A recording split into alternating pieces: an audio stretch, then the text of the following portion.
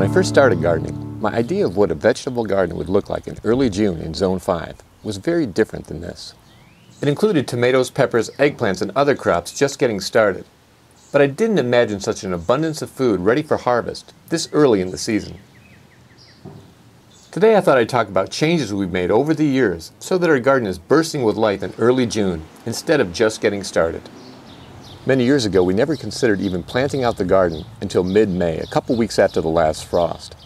But when we decided to grow more of our own food, we started planting cold-hardy crops well before the last frost, according to the planting instructions on seed packets and in books like Mel Bartholomew's Square Foot Gardening.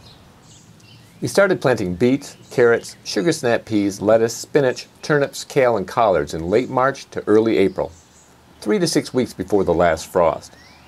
We planted potatoes in mid-April.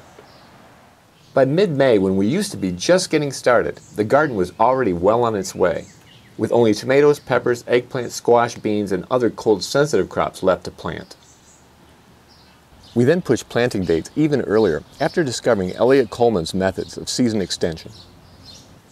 By starting cold-hardy crops in cold frames, hoop houses, and even cold frames inside hoop houses, we found that we could plant kale, collards, spinach, and lettuce as early as February, which led to very early harvests and an abundance of crops by this time of year. Coleman also introduced us to new crops like claytonia, mosh, and minutina that can survive the entire winter and provide excellent harvests in spring. We're still enjoying this claytonia that was planted last August and this mosh that was planted very early this spring. Our next step toward food abundance in spring was when we realized we could let these cold-hardy crops go to seed and that many of them would self-sow, producing a whole new crop for us with very little effort on our part. Many of the plants you see here are flowering or going to seed, but this bed is still producing more food than we can eat. Finally, much like self-sowing annuals, early season edible perennials have greatly increased our harvests at this time of year.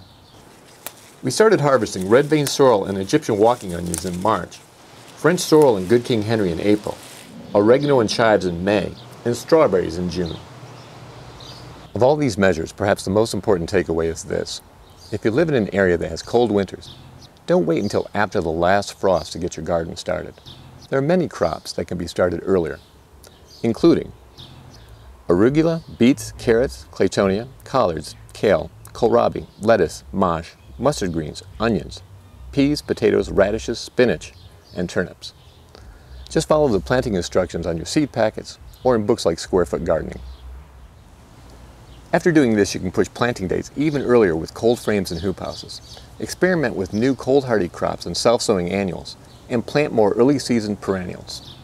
All of these measures will have you harvesting crops at a time when you might ordinarily be just getting started.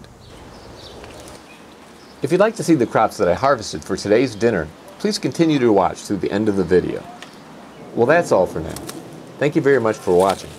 And until next time, remember, you can change the world 1 yard at a time.